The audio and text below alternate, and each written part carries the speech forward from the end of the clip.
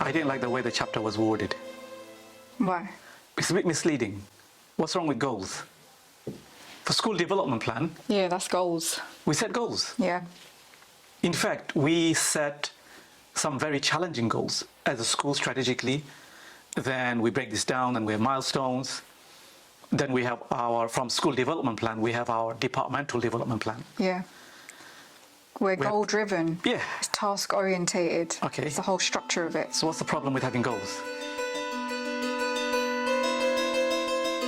My understanding of it was you can have as many goals as you like, Yes. but from their research of highly successful companies, Yes. the goals mean nothing if people don't understand what they're aiming to achieve. Okay. And so therefore, they believe that we should cascade meanings. But I think we should do both. I think we do the second one a lot. We need, as line managers or as leaders, if we're able to successfully and effectively explain why we have to do X, Y, Z, Yeah. the buy-in is important because then that cascades down. So the less task relevant maturity individual has, the more we ought to be explaining the whys. Yeah. I suppose that's the point.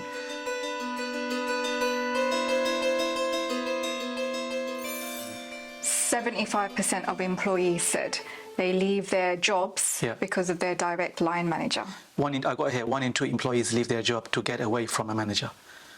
That's quite bad. Damning. So there's a linked article to this, right? Yeah. Your direct line manager is the person most likely to help us achieve the 5 psychological needs that one has. Yes. It's a sense of belonging, fulfillment, Yes. success, achievement, all of those things. Yes.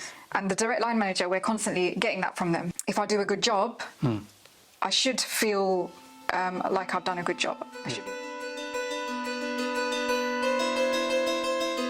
So the investment that we make every week, spending a lot of time in line management, it needs to be worthwhile. That's the point we're making. Yeah. So the way we conduct our line management, what we discuss, how we discuss, explaining the whys rather than just do these 10 million things without Yeah. explaining the rationale, the reason, the whys, can have a detrimental effect on the people receiving it. This is where the discussion about smart target Yeah. becomes useful. Yes. Could you give us some examples of how some of those targets that you've come across weren't exactly smart? So one thing that I always notice that people get wrong is the wording of it doesn't set them up to succeed. No. So for example, the action would be something that is not achievable within a week. And it sets them up to have it ragged red because they've Yeah. not been able to achieve it. Yeah. It's not broken down enough. The initial isn't there. Yeah. So it's ambiguous. Suddenly it becomes ambiguous. Who is meant to do it? Sometimes I found that people have written what they've already done. Yes. So it becomes a narration of almost like a diary entry. So just talk to me about the expectation of life coaching.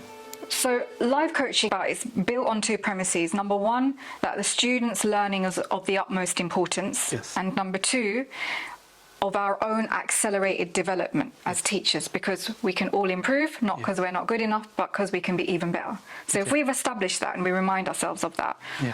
we should life coach. Yes. We should intervene, step in where we can see an element of our practice can be tweaked to be made better. Yeah. Because the kids deserve that. Yes. And because of our own development.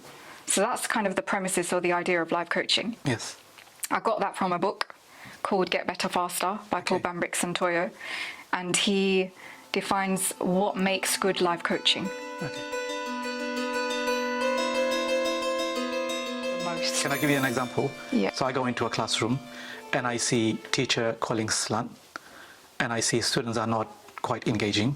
I also see the teacher questioning students but don't give them thinking time. But Yeah. the questioning was, some really good questions were asked.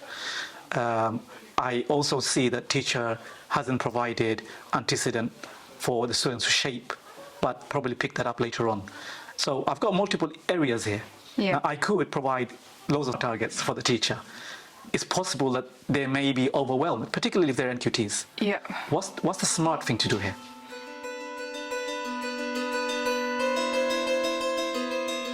I would pick one that I know that they're likely to achieve within a week. Yeah. Because it has to be something that is observable and practicable. Yeah.